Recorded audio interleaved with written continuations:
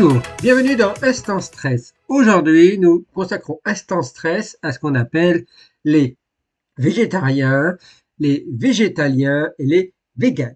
Alors, les végétariens, c'est une histoire qui remonte jusqu'aux philosophes grecs. Par exemple, vous avez Pythagore qui était un végétarien. Et puis, bien plus récemment, vous avez aussi Albert Einstein qui était végétarien, Mahatma Gandhi qui était végétarien, Léonard de Vinci qui était végétarien. Alors, c'est quoi être végétarien?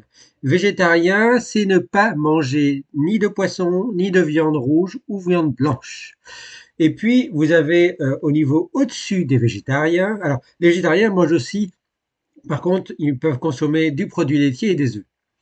Les Au-dessus, vous avez ce qu'on appelle, qui est un régime plus strict, qui est les végétaliens. Les végétaliens ne mangent pas de poisson, pas de viande, comme le végétarien, et en plus ne mangent pas de produits laitiers, pas d'œufs et pas de miel, parce que c'est fabriqué par des organismes vivants qui sont les abeilles. Et puis, vous avez le niveau du régime encore au-dessus, qui sont les véganes. Les véganes ne mangent pas de viande, pas de poisson, pas d'œufs, pas de produits laitiers, pas de miel, pas de produits dérivés des animaux et en particulier et également aussi ne portent pas de vêtements, par exemple de la laine issue des animaux. Par exemple, vous avez aussi le cuir, les ceintures. Tout ce qui provient des animaux n'est pas utilisé par les véganes. Donc vous avez les végétariens, puis vous avez les végétaliens qui mangent pas d'œufs et en plus d'œufs et de produits laitiers, et puis vous avez les véganes qui eux ne mangent que des fruits et des légumes. Alors, il faut savoir que ces régimes végétariens, le régime vegan, le régime végétalien, ce sont des régimes qui alors on vous dira, si vous discutez avec des gens, on vous dira c'est un choix écologiste, un choix philosophique et un choix éthique. Alors oui, c'est un choix philosophique, oui, c'est un choix écologiste, et par contre, au niveau éthique, non, c'est pas vraiment éthique ou pas. En fait, l'éthique n'interdit pas de manger du poisson ni de la viande, donc c'est pas éthique. C'est plutôt un concept des choix philosophiques et choix écologistes. Et souvent, ce qui est mis en avant, ce sont des régimes pour améliorer la santé et pour aussi la protection de la cause animale. C'est surtout la protection de la cause animale qui est mise en avant. Et aussi, il y a des explications sur améliorer la santé. Alors, il faut savoir que dans le monde, 11% de la population mondiale est estimée pour ne pas manger viande et poisson. En gros, vous avez 6% de la population mondiale qui est végétarienne et vous avez à peu près 4-5% qui est végane. Donc, vous voyez, il y a à peu près 10%, 11% du monde qui va vers ces régimes végétariens véganes. Alors là où il y a le plus de végétariens dans le monde, c'est en Inde. On monte jusqu'à 39% de végétariens en Inde. En France, on est autour de 2-3%.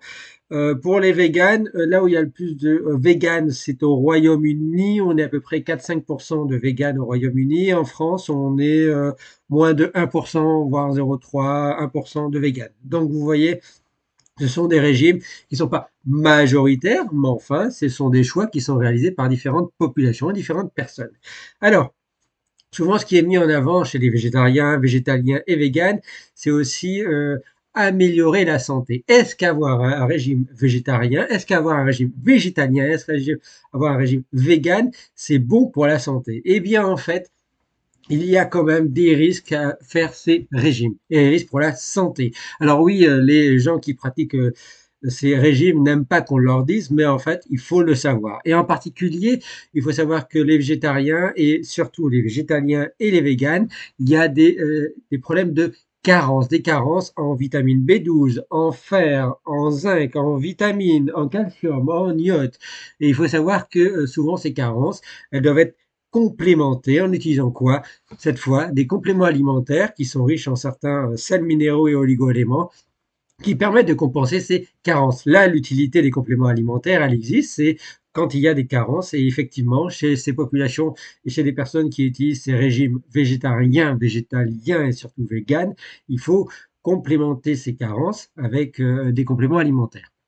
Alors, ces carences ne sont pas sans risque, effectivement. Ça peut provoquer de ce qu'on appelle des anémies, ça peut provoquer des faiblesses physiques, ça peut provoquer ça peut augmenter. Alors, Il y a de nombreuses études qui mettent en débat les risques en santé des régimes végétariens, des régimes végétaliens et des régimes vegan.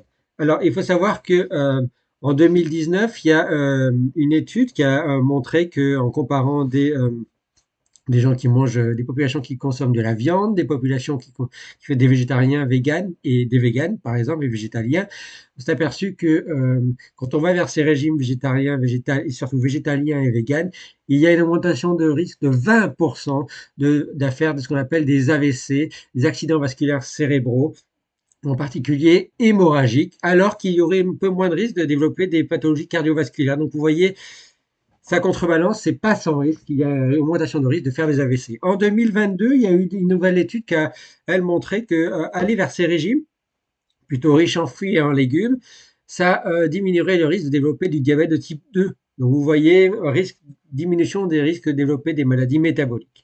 Et puis, vous avez en 2023 des nouvelles études, une nouvelle étude par exemple qui montre qu'en étudiant des jumeaux, et dans le monde, dont une partie des jumeaux avaient plutôt un régime avec de la viande et d'autres qui étaient plutôt végétariens ou véganes, il pourrait y avoir des effets bénéfiques au niveau maladies cardiovasculaires et au niveau maladies métaboliques, donc plutôt diminuer les risques de diabète, plutôt diminuer les risques au niveau du cœur. Par contre, ça ne remet pas en question l'étude de 2019 qui disait qu'il y a une augmentation des risques d'AVC. Donc attention, aller vers ces régimes, c'est avant tout un choix philosophique, c'est avant tout un choix écologiste qui va vers une protection de la cause animale. Néanmoins, ça provoque des carences et des carences qui doivent être complémentées. Et si elles ne sont pas complémentées et équilibrées, eh bien, ça, vous allez augmenter des risques sur votre santé, en particulier des risques d'accidents vasculaires cérébraux. Donc, attention, ces régimes ne sont pas sans danger. Ce sont, je le redis, des choix. Si on mange aussi de la viande et du poisson, on n'augmente pas forcément les risques de pathologie si on en mange de manière modérée. Maintenant, effectivement, il y a des études qui montrent que si on mange beaucoup trop de viande par semaine, effectivement, on augmente des risques, augmentation de risques de pathologie cardiovasculaire, des risques cardiaques, par exemple, des risques métaboliques. Donc, effectivement, il n'y a aucune alimentation qui est bénéfique, aucune alimentation qui est dangereuse. C'est Il faut faire attention, il faut bien prendre conscience de son choix alimentaire et bien prendre conscience de ce que l'on mange. Et donc, voilà. Maintenant, vous savez un peu plus sur les végétariens, les végétaliens et les véganes. Et en attendant un prochain instant stress, où je parlerai même de quelque chose que les végétariens, le végétalien et les véganes mettent souvent en avant, qui est le soja, qui n'est pas sans danger pour la santé. Vous en parlerez dans un prochain instant stress. Je vous souhaite en attendant que le bon stress soit avec vous. Ciao, ciao, ciao!